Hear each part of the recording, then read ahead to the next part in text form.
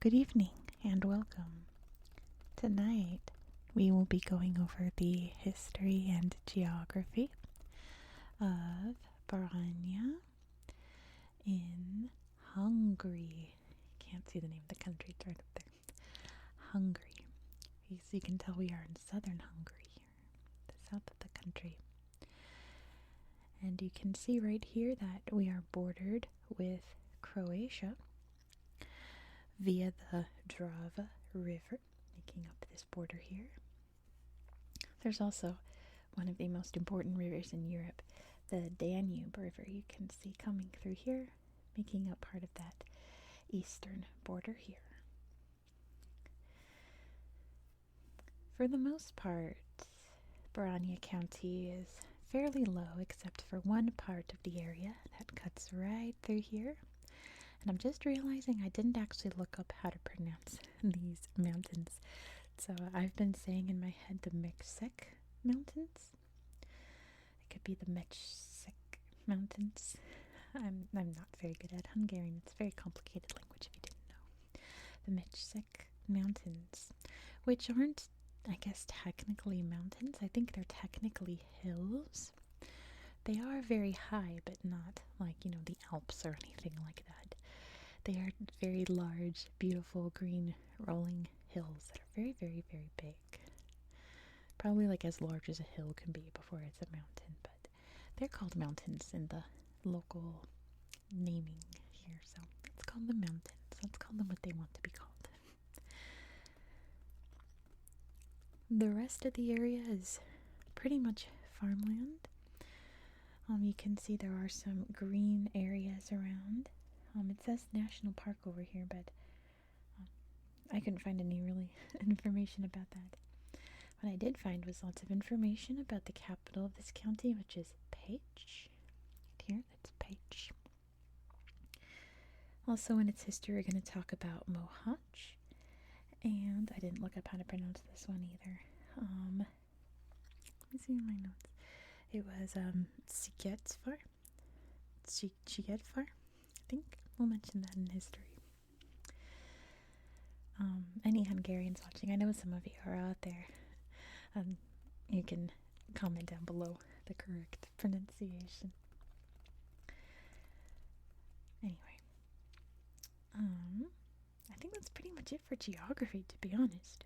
Let's move into history, because right at the start of its history, we have a UNESCO site. So here in Pécs, when it was inhabited mainly by the Celtic people, the Romans came in and conquered in about the 2nd century, and they called it Sopiane, and it became the capital of the Roman province of Southern Pannonia. Southern Pannonia would later be renamed Valeria. But it was a very Christian city. And they did something that's pretty unique to this area, and that is our UNESCO site for the night. Let me grab my tablet, come on, and slide it over for you. So you can see about the, oh goodness, there we go, the early Christian necropolis of Pécs, or Sopiane, like it says there. It says, in the 4th century, a remarkable series of decorated tombs were constructed in the cemetery of the Roman provincial town of Sopiane, or modern Pécs. These are important both structurally and architecturally, since they were built as underground burial chambers with memorial chapels above the ground. The tombs are important also in artistic terms, since they are richly decorated with murals of outstanding quality depicting Christian themes. There's only one picture here, but it's quite beautiful. You can see probably a Bible story, right? Being drawn here, maybe a tale of heroism being drawn here. I'm not quite sure, but it's one of the murals there. So it is very interesting. It's a series of underground tombs with, today we have the remnants of the chapels that were once above the tombs. talking about, I assume, the people who were buried underneath them, which is pretty remarkable. That would be something that would be cool today. Like, have a cool underground burial, but above is like a little memorial to who you were. That's a neat concept. I like it. It's very clever of the Romans there. But this was a very big Christian center for a long time, even after the Romans were long gone. The Avars came in, and then, of course, the Magyars would come into the region, known today as Hungarians, at least in English, known as Hungarians. And once they converted to Catholicism, with Stephen I leading the way, this area became a big church city with a beautiful cathedral that I'm going to show you on Google Earth later being built. And it was also a place of learning. Many knowledgeable people and poets came from Pécs. The first university in Hungary was built in Pécs in 1367. And it had its own very distinct, thriving culture during this time. But it was not to last, as the Ottoman Empire were coming up and slowly invading Europe. They reached Hungary in the early 1500s, and the Hungarians fought the Ottomans at the Battle of Mohács in 1526. A very important moment in Hungarian history and European history. It was when, I first realized we were heading back to Hungary, and I looked up the area. I'm like, oh, Mohács is here. I know that place because that's one of the turning points in European history. And that is because the Ottomans were victorious. And after the Battle of Mohács, they steamrolled most of Hungary, conquering majority of what's today the country. The Austrians came and snatched up what they could before the Ottomans could, and Hungary essentially disappeared after the Battle of Mohács. So now the Ottomans are in control here, and of course the Ottomans were Muslim. So they decided to turn Pécs, a very Christian church city, into a very Islamic mosque city. They built mosques, of course. They added minarets to the churches, turned them into mosques. They built Turkish baths and everything that a Turkish Ottoman citizen would need to feel comfortable. And of course, many people came into the area, and that lasted for quite a while. Oh, I forgot to mention, I told you we would talk about, always get stuck in my throat, Sigetvar. One of the great Hungarian epic poems was written about this time period, and it was the invasion of Sigetvar. The poem's called The Peril of Siget, and it is about the 1566 siege of the city. Just a little Hungarian literature note for you guys. One of the great epic poems in Hungarian history. But Ottoman control of this area was also not to last, because in 1687, so a good 150-ish years of Ottoman control, they fought the Austrians in the Second Battle of Mohács. And this time, the Austrians were victorious, and not long after that, the Ottomans were pushed out of Hungary. Austria allowed the Hungarian throne to be restored, and Austria and Hungary's history would be very closely tied for a long time until they united into one country, which is called Austria-Hungary. And during that time, this region was thriving. Sorry for my tummy. It was thriving. Industry was the big to-do here. In particular, coal mining was the biggest industry here around Pécs, and many Europeans immigrated to the region here to work in the coal mines, and today Pécs is a very diverse city. In terms of European cultures, there are many different cultures that live here. amongst the Hungarians because their ancestors came during the 1700s and 1800s to work the coal mining industry. Of course, this area was affected during the World Wars. I would say not as severely as other parts of Europe. That's kind of an understatement. I'd say not as severely as other parts of Hungary. Let's say that. Definitely not as much as Budapest, of course. There were a few battles during World War II. Industry was really affected during World War One, and I'm trying to think. I think there was a battle during World War One here. Someone's walking upstairs. Enjoy the squeaks. There's definitely a big tank battle fought here during World War Two. But after the dust settled of World War II, Hungary was transformed into a socialist state, a very pro-Soviet state. And knowing an area is pro-Soviet, you know what happened to the industry here? It absolutely boomed. It blossomed very much so.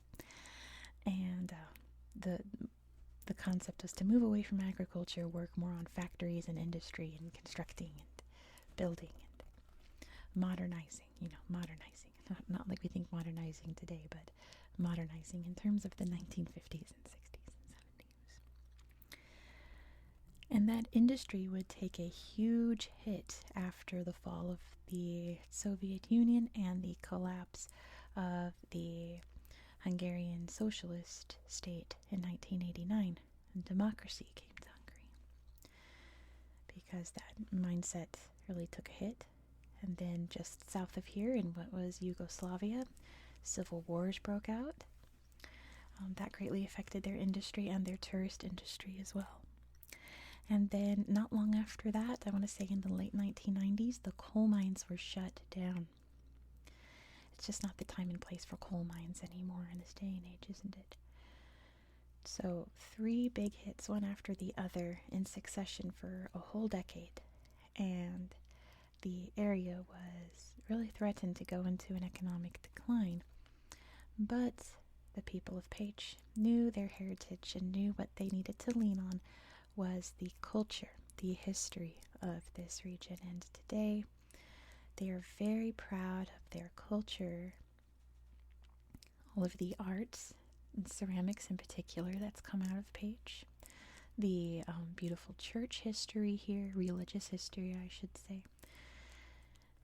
And it is not necessarily a tourist city, but tourists are definitely encouraged, and there's lots of opportunities to explore the area here.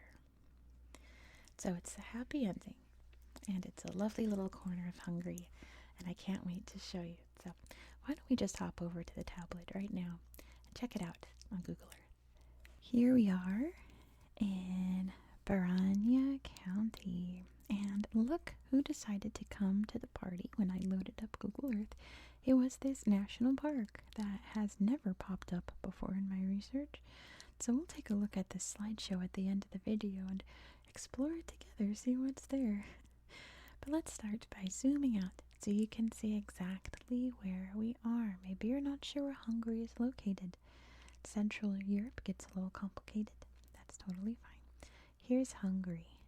You can see it borders Slovakia, Austria, Slovenia, Croatia is the region we're at, Serbia, Romania, and Ukraine. It's landlocked.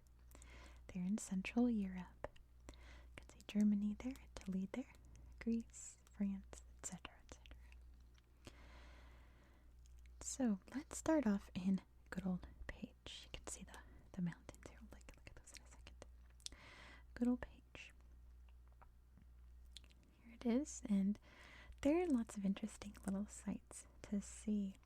Solnay, I briefly mentioned there because that was the ceramic family, really transformed the economy of the city. Alright, sorry for the interruption. It got really loud here. There's another room in this basement, and I forgot someone was in there, so they came out all confused. And now my cat's eating because that woke him up, and There's probably people walking around upstairs, so sorry for that.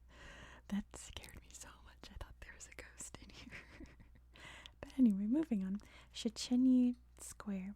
There's two big squares here named after famous Hungarian politicians. And in this square we have this remarkable building, which was originally built as a mosque. There we go.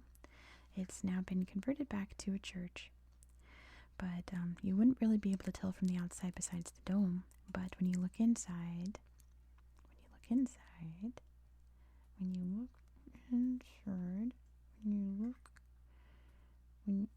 where's the inside?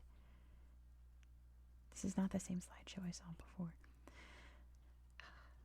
Well, this is very beautiful, but I wanted to show you the inside. My goodness.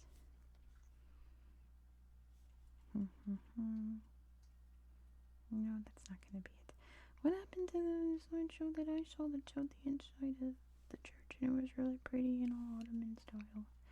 See, look how cute it is. What in the world happened to it? Alright. Oh. I don't know. Let me see. What if I just type in mosque page? Do you think the right slideshow will pop up? Page. Mosque. Is this it? No. Yes. Here we go. This is the slideshow I saw. So you can already see some little arches peeking there. So it looks like a cute little quaint church building, but when you look inside, you can see the incredible archways and very plain walls. You can see, what was added in. Beautiful stained glass windows there. And you can't really see the dome, but it's also very beautiful. Very characteristic of a mosque, right? Now we can see more of the outside. Look at that neat altar. And lots of neat frescoes are added as well, because frescoes aren't a thing in mosques, and added stained glass there. And yeah, really pretty. That's what I wanted to show you. My goodness, slowly dissolving into chaos here. Here is the church I promised I would show you, the Page. What is happening? Page Cathedral. It's all modernized now, but isn't it beautiful? Look at the ceilings, they're so gorgeous, and all the brickwork. Really remarkable building. And even the floors are beautiful, everything's beautiful inside. And of course it is a Catholic church. Hungary is still very Catholic today. Of neat little things to see inside. But also over here we can see the Barbican, which is all that's left of the medieval fortifications of this church. All that's left is kind of this wall and this big lookout tower. And it's really neat. You can go inside it today and look around. Pretend you're a medieval archer defending the city. Probably from the Ottomans, right? I like the little peephole here with the cross. That's a clever touch. Very clever architecture. There's the view out over the city. I also thought I would show you, don't want to get lost here, the other big square down here, which I think is prettier. There we go. And this is Kossuth Square, again named after a big politician during the Hungarian Enlightenment area.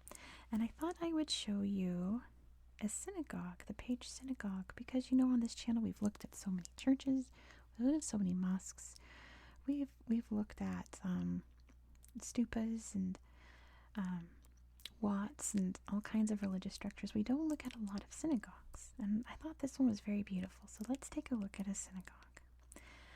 And this building's really beautiful because it reminds me of an opera house. I'm not sure what it is. I think it's the balcony seating there and all the beautiful colors. But it's very opulent, isn't it? I guess pews there. And it's... what is that? I'm not sure. But yeah, doesn't it look like a little opera house? I wonder if it has a history as a little opera house of some kind. they're selling some gourds outside.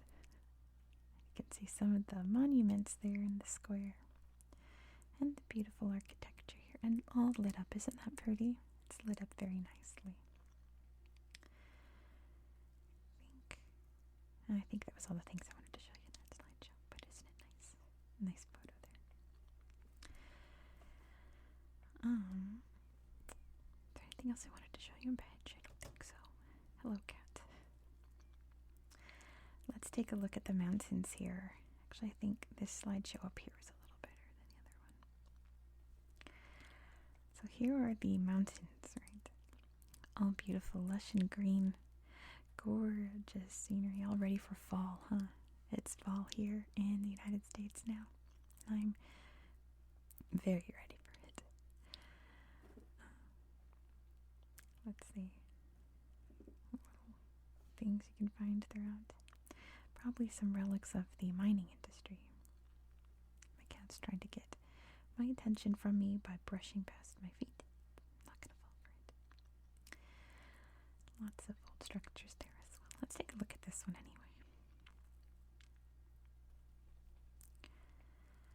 Beautiful rolling fields, lots of trees, wildflowers. It's all quite beautiful, but you see what I mean when I say they're not like mountains, you know? They're not huge peaks that you can go skiing on in the winter and go rock climbing, and there's glaciers. That's so pretty. But they're called mountains nonetheless. Look at that dog. How sweet. Alright, there's one thing I definitely want to show you that I'm itching to show you guys because it's one of the coolest things I've seen in a long time on Google Earth. We're going to head over to Mohatch and we're going to learn about an interesting festival that they have there every year by looking at the museum that they built for it. If I can find it. Here it is. So, there's a legend that when the city was taken over by the Ottomans, everyone went up to the countryside and hid, and they took back the city by dressing up as fearsome monsters known as the Bujo. And the Ottomans were so scared, they all ran away. And you'll see why, because these things are, this is not the slideshow I wanted to show you. There they are. He's got a chicken. These things are quite terrifying, and ever since then they parade down the streets in their yearly festival, and they burn an effigy and get drunk and make noise and make big floats, and it looks so fun. I want to come to this so much. Look how silly they all look, but it's all in good fun nowadays, isn't it? And it's kind of morphed into that the legend is that they're chasing away the winter because it's held every February. That was not the slideshow. I just saw Bujo when I went to show you. There's a whole museum for these costumes. Let's see if I type it in, it'll pop up. Excuse me. There we go. Bujo. Let's see if it's, yeah, Cultural Center. It has to be this. Okay, so that was it. What did I tap on? Maybe I tapped on something outside. Did I not tap on that? What did I tap on? Anyway, that's what I meant to tap on. So you can see a whole museum of these guys. Isn't that incredible? There's the parade. It looks like so much fun. It's got statues commemorating it throughout the town. And it's my favorite thing that I found in this area. This is what women wear during the festival. A little collection of masks there. Isn't this fun? I wish I could dress up as one, but it's men only. And that's okay. I'd probably get too hot. And I don't drink, so apparently you can't do it unless you are drunk. So I can't do it regardless. But yeah, how fun is that? That is the best. That is a big part of Mohatch culture. You can see the Danube River there. Alright, let's see what this national park has for us. It's already very beautiful there along the Danube. Beautiful and green. Oh, fancy building there.